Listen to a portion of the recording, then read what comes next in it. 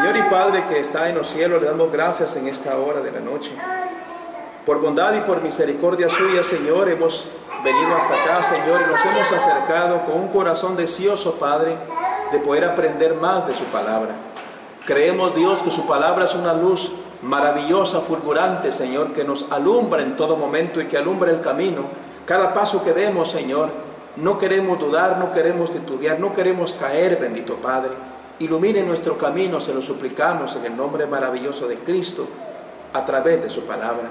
Que su palabra, Padre, pueda hallar cabida en nuestra mente y en nuestro corazón. Quede escrita esa palabra, impregnada, bendito Dios, por la obra maravillosa de su Espíritu. Que tengamos, Padre, buena voluntad para aceptarla siempre, porque es palabra suya, palabra verdadera que queremos aprender cada vez más. Queremos, Padre, prepararnos. Deseamos, buen y soberano Dios, acercarnos cada vez más a usted, Señor, con sinceridad, con devoción y con mucho amor. En el nombre de Cristo Jesús, Señor y Salvador nuestro, le pedimos, Dios, la dirección y que todo, Padre, lo que estudiemos en esta oportunidad sea de grande bendición para nosotros y que nos ayude, Padre, a ser fortalecidos en el hombre interior para seguir adelante, Señor, buscando más y más de Cristo. En el nombre de Él. Amén, Señor, y amén.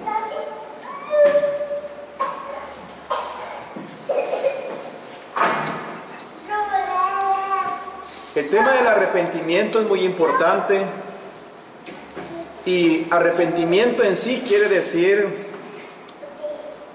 cambiar de parecer, cambiar de mente, volver al camino.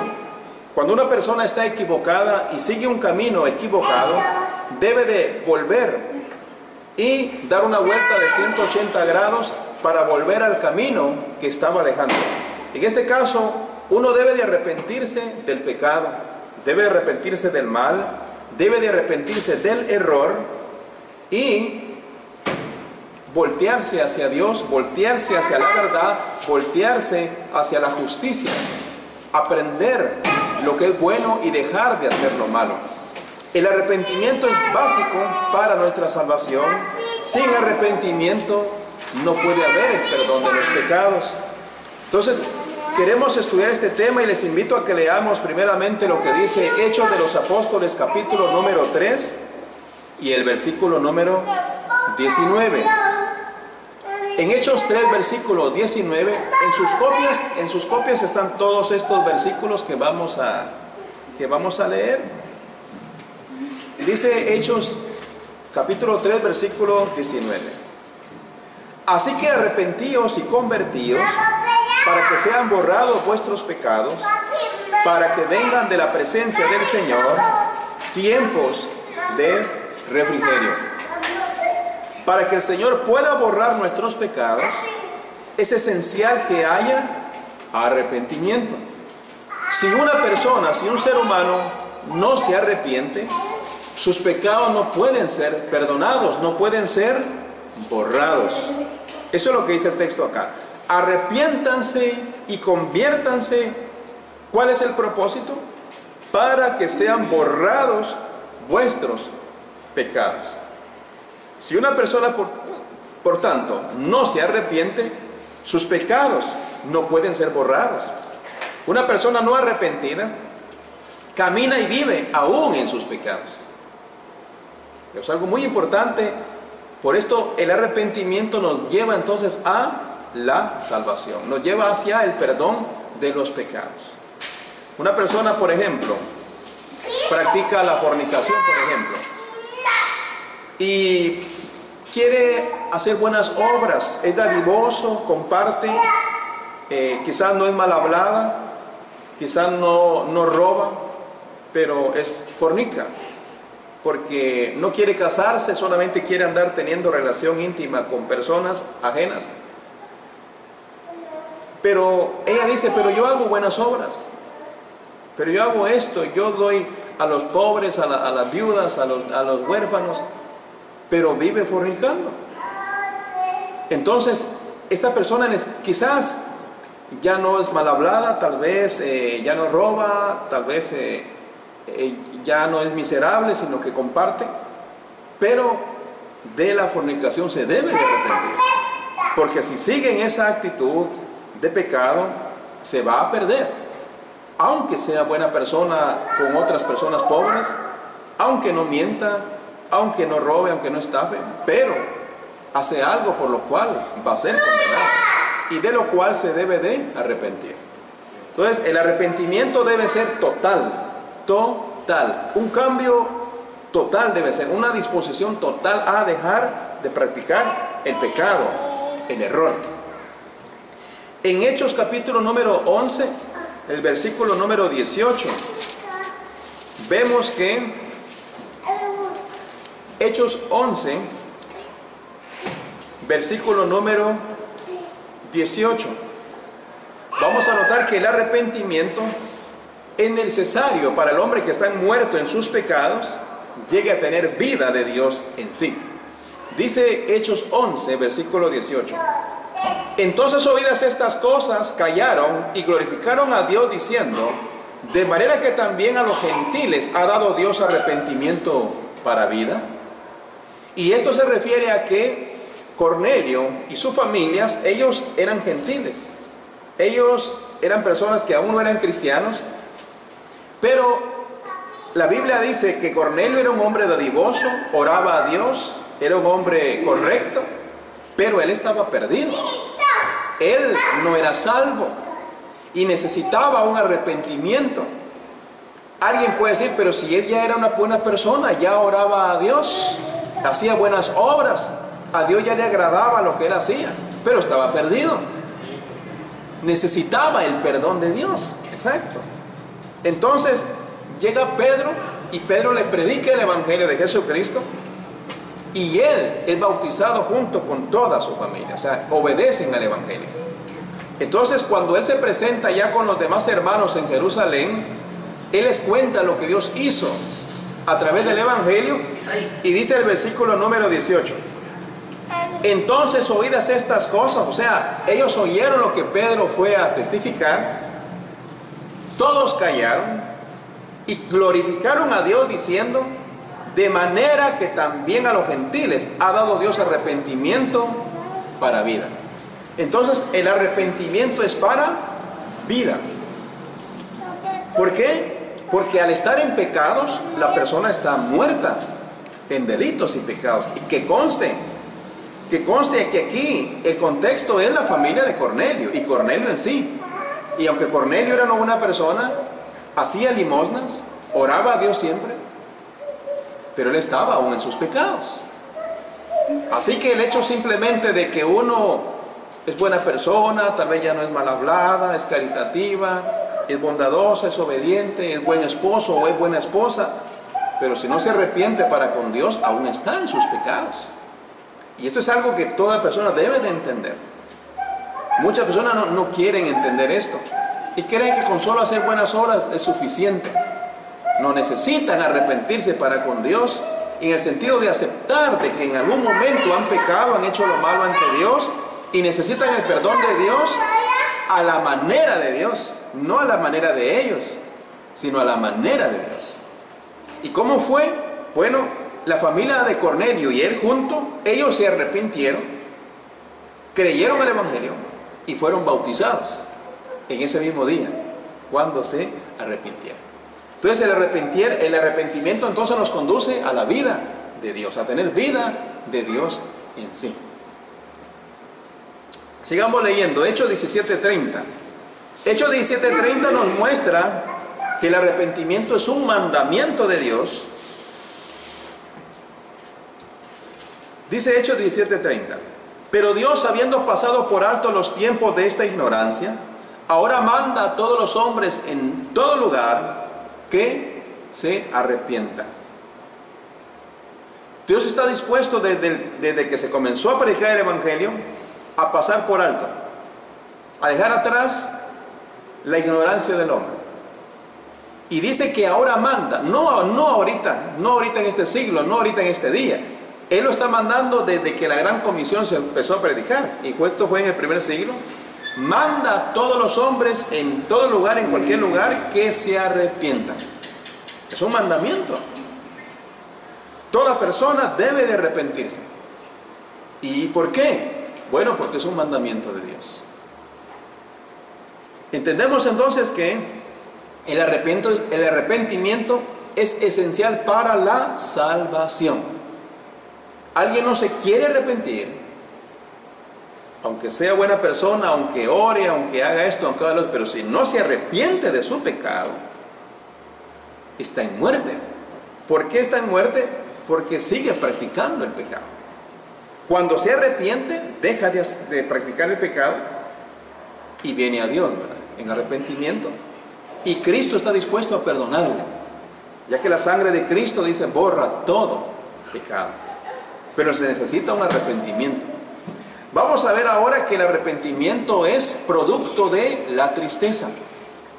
Se produce en nuestro corazón una tristeza, un sentimiento en el corazón, cuando consideramos nuestras acciones, cuando consideramos nuestro caminar, y de allí va a venir el arrepentimiento.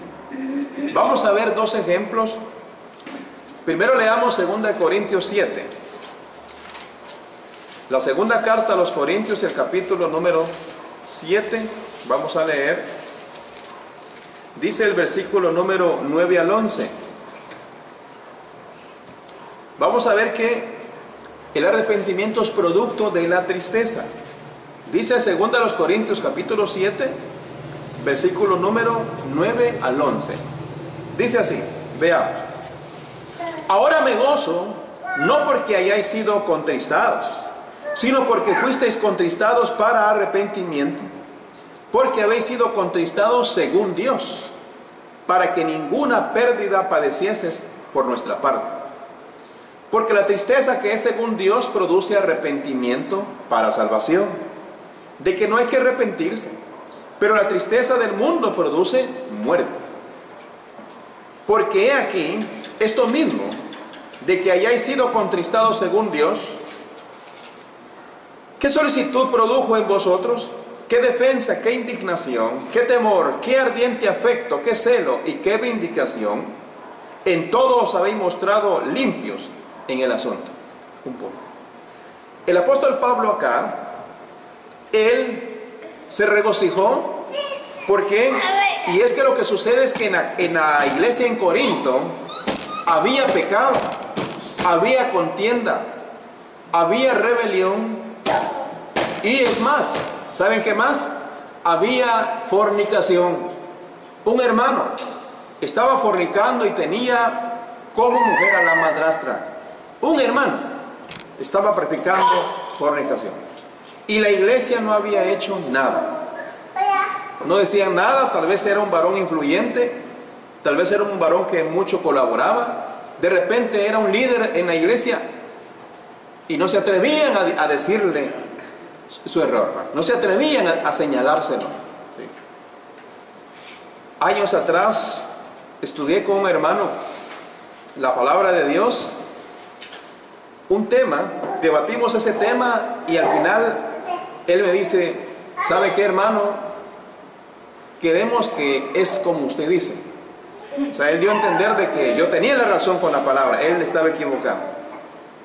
Pero me dice él, pero ¿sabe qué? No prediquemos eso. No lo prediquemos. Entonces, si es la verdad, ¿por qué no se va a predicar? Si es la verdad, ¿por qué no se va a enseñar o se va a señalar el error? Porque si hasta aquí la iglesia ha creído el error y por temor otros no han querido señalar la verdad, ellos se deben arrepentirles y hay que enseñar la verdad. Aquí en Corinto algo semejante tal vez estaba pasando. Entonces el apóstol Pablo viene y da ordenanzas, da mandamientos a qué es lo que se debe de hacer. Por eso él le dice, me gozo. Me gozo no porque ustedes hayan sido contristados o que se hayan entristecido. No por eso, sino porque ustedes se arrepintieron a través de esa tristeza. Miren, ellos fueron entristecidos, ellos fueron contristados para arrepentimiento. Por eso digo, el arrepentimiento es producido por la tristeza. Alguien ve todo el daño que ha hecho cuando reacciona. Cuando la persona no reacciona, hace mucho daño, peca y hace tanta barbaridad. Y sigue haciendo, y sigue haciendo. Hasta que llega el momento en que tal vez algo le permite a él reflexionar en cuanto a lo que ha hecho. Quizás se sienta a meditar y ve hacia atrás y ve todo el daño que hizo y todo el daño que se ha hecho a sí mismo. Cuánto pecado ha acogido en su vida, cuánta destrucción ha dejado a su paso. Y ahí viene la tristeza, viene el dolor en su corazón. Eso le va a llevar a un arrepentimiento. Pero ahora bien, es importante que entendamos que hay arrepentimiento según Dios y hay arrepentimiento según el mundo. Porque hay dos tipos de tristeza. Eso quiero que ustedes lo entiendan hoy. Estamos hablando del arrepentimiento. Hay un arrepentimiento que alguien se siente triste. Ofendí a mi madre, lastimé a mi madre, le hablé fuerte y he aquí a ella le dio un ataque al corazón y ahora está en el hospital. Me siento triste. ¿Y qué hago? Me voy a la cantina de la tristeza. Se va a morir mi mamá. Me voy a emborrachar. Mi mamá se va a morir. Me tiro enfrente a un carro. Esa no es la tristeza que Dios produce. Esa es la tristeza que el mundo produce. ¿Cuánta gente no se quita la vida? ¿Y por qué se la quitaron? ¿Y por qué están tan embriagados? ¿Por qué están tirados al abandono? ¿Por qué? Por una tristeza. Pero no es la tristeza que Dios produce, sino es la tristeza que el mundo produce. Pero hay una tristeza que es según Dios. Vamos a ver aquí el versículo número, dice el 9. Ahora me gozo no porque hayáis sido contristados, sino porque fuisteis contristados para arrepentimiento. Porque habéis sido contristados según Dios. ¿Vean? Según Dios. Para que ninguna pérdida padecieses por nuestra parte. Porque la tristeza que es según Dios produce arrepentimiento para salvación. Entonces hay una tristeza que es según Dios. Y esa tristeza, ese dolor que se cría en el corazón le va a llevar al hombre a arrepentirse para con Dios. Le duele, le pesa el haber pecado, le duele, le pesa el haber ofendido. ¿Y qué hace? Se arrepiente. Según Dios, para salvación, para su salvación. Pero sigue diciendo, pero la tristeza del mundo produce muerte. Vea, hay dos tipos de tristeza. La tristeza que es según Dios produce arrepentimiento para salvación, pero la tristeza que es según el mundo produce muerte. Ahora vamos a ver dos ejemplos y les voy a pedir que vayamos a ver estos dos ejemplos en la palabra de Dios. Y dice Mateo el capítulo número 27. Mateo 27, versículo 3 y 5.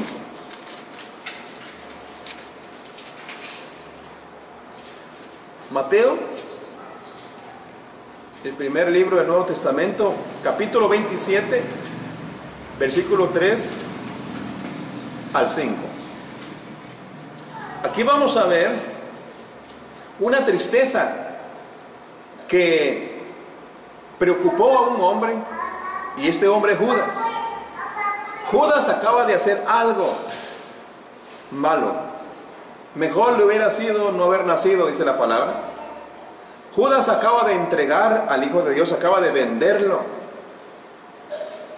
Y dice, versículo 3 al 5.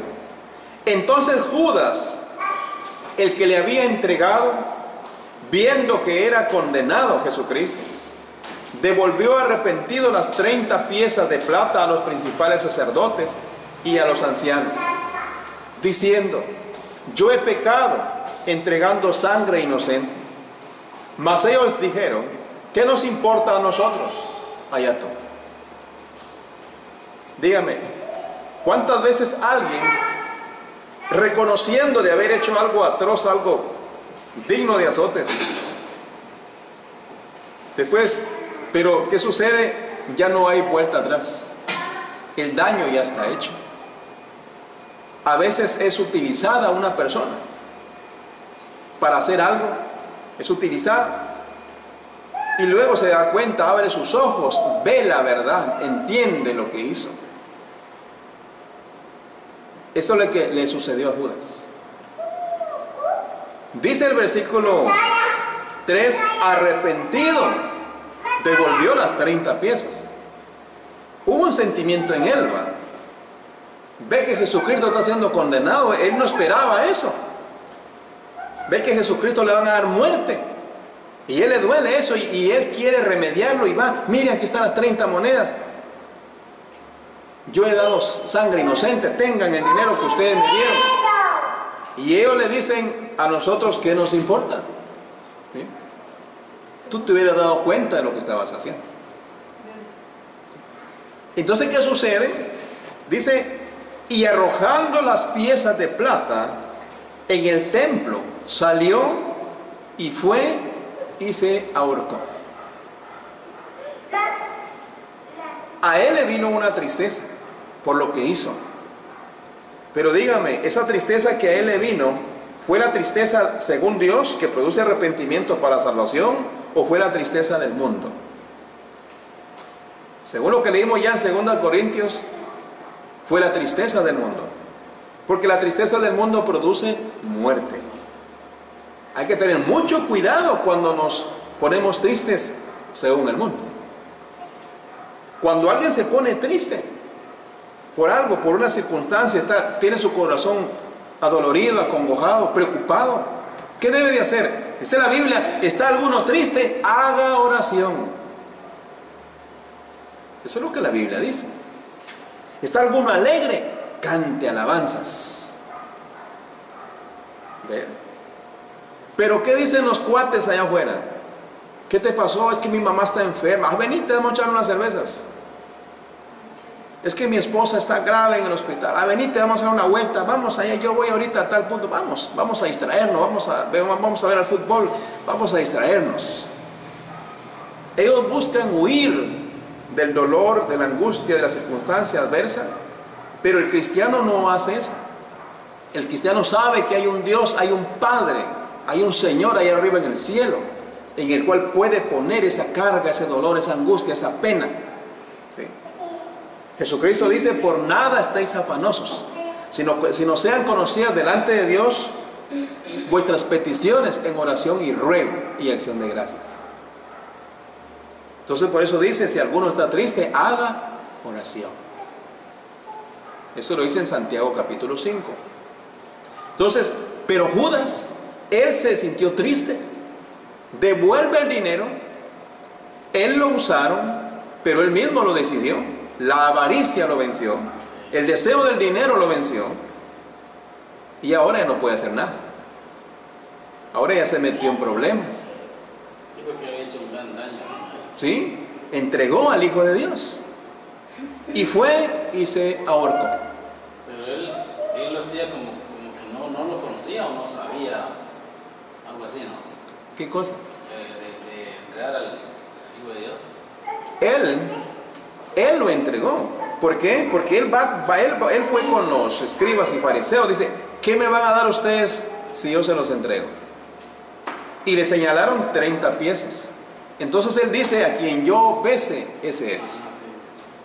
Ahí está. Entonces, él estaba consciente de que estaba entregando al Hijo de Dios. Posiblemente él reaccionó cuando ve que a Cristo no solamente lo prendieron, sino que le van a dar muerte. Posiblemente a él se congojó allí porque está dando cuenta, ¿qué hice? Hermanos, pensemos bien antes lo que vamos a hacer. Muchas veces alguien no piensa, y cuando ya está en el acto para que está haciendo lo indebido, se pone quizás a pensar, pero ya no puede hacer nada. Ya no puede volver atrás. Ya hizo, ya falló, ya fracasó. Por supuesto, mientras tenemos oportunidad y tenemos vida, no debemos seguir el ejemplo de Judas. Debemos arrepentirnos con Dios. Debemos buscar el perdón de Dios. Buscar el perdón de la esposa, el perdón del marido, el perdón del patrón, el perdón del hermano. Buscar eso. Si hemos ofendido, si hemos faltado. Eso debemos hacer. El mundo no hace eso. Lo que muchos hacen es huir a veces, ¿verdad? Porque a veces ya no pueden remediar nada, o algo otro se quitan la vida. La Biblia dice por ese motivo que el mundo la tristeza que es aún el mundo produce muerte. Esto fue lo que gobernó el corazón de Judas y por eso él se vio muerto, se ahorcó a sí mismo. Ahora veamos otro ejemplo en la palabra de Dios en Lucas 22. En Lucas 22 vemos otro ejemplo de alguien que también se entristece de haber fallado. Lucas 22, versículo 62. Y es el caso de Pedro. Pedro, un apóstol también. ¿Qué fue lo que Pedro hizo? Bueno, Pedro tuvo varios errores anterior, pero el que cometió aquí sí es más grande.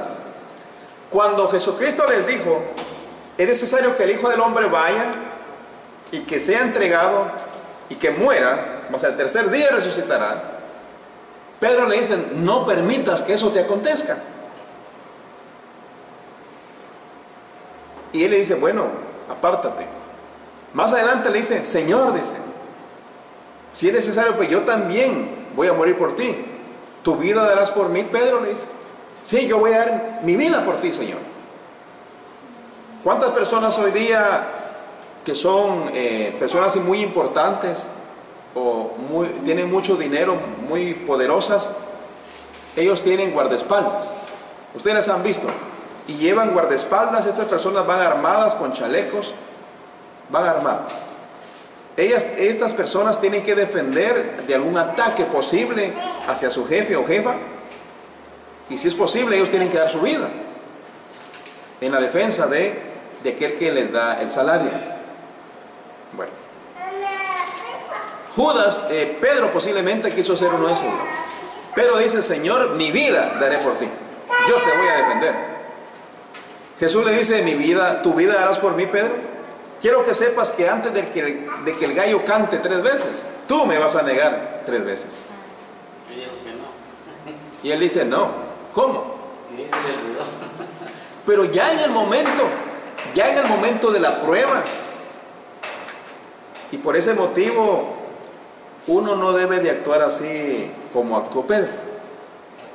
Uno debe decir, Señor, deme fuerza, prepáreme, deme la facultad, deme el dominio propio, deme la dirección, para que cuando yo enfrente alguna circunstancia, o ahorita que voy a enfrentar esta circunstancia, Señor, sea conmigo, ayúdeme, sosténgame para vencer, en el nombre de Jesús. Pero Pedro, él era impulsivo. Él decía, no, yo voy a ir, yo, mi vida voy a dar por ti, yo te voy a defender. Pero ya en el momento de la prueba, allí fracasó miserablemente. Él, dice Marcos, que hasta maldijo, porque se digan, mira, tú eres uno de ellos. No, yo no soy. Sí, yo no soy. Bien, tu lengua es semejante a ellos. Tú eres. No, ¿cómo va a ser? Yo no soy. Bien, yo te vi que andabas. Y dice que hasta maldijo no conocerle. Imagínense. Sí, así es. Cuando el Señor entonces voltea a ver, leamos el versículo 60. Dice aquí, y Pedro dijo, hombre, no sé lo que dices. Y enseguida, mientras él todavía hablaba, el gallo cantó. Entonces, vuelto el Señor, miró a Pedro. O sea, Pedro estaba cerca viendo lo que al Señor lo están castigando, a él lo están azotando. Y comienza la prueba para él. Él tiene temor y mira lo que a su maestro le están haciendo. Pero él no tiene la fuerza para decir, yo voy a dar mi vida por él. Ahí sí ya no, ahí fracasó él. Él ya no pudo. Posiblemente sus piernas le comenzaron a temblar, comenzó a tartamudear. Tuvo miedo en su corazón de ver lo que estaba sucediendo. Y él comenzó a negarlo. Entonces Cristo se volvió hacia él, dice, y miró a Pedro. Podemos nosotros tratar de pensemos así. Cuando nosotros fallamos y hacemos algo indebido, que no era nuestro propósito hacerlo, pero fallamos. Y si Cristo estuviera presente y nos ve, ¿cómo nos sentiríamos? Nos sentiríamos fracasados, bajaríamos el rostro. porque no podríamos sostenernos ante la mirada poderosa que traspasa la mirada del Señor. Él conoce lo que hay en el corazón, Él conoce los pensamientos. Y dice que, y Pedro se acordó de la palabra del Señor que le había dicho: antes que el gallo cante, me negarás 3 veces. Y Pedro, saliendo fuera, lloró amargamente. Bien. Él se fue. Otra versión dice: y salió corriendo y lloró amargamente.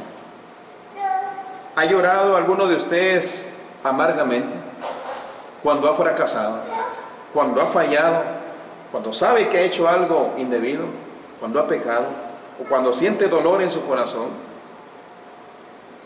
Es muy bueno llorar. Es muy bueno llorar amargamente, es muy bueno llorar, porque usted saca el dolor que tiene adentro, el sentimiento que tiene adentro, pero ello le ayuda tanto a desahogarse, pero también a reconocer, ¿verdad?, como Pedro, su pecado. Más adelante él vuelve, porque él no se fue a quitar la vida.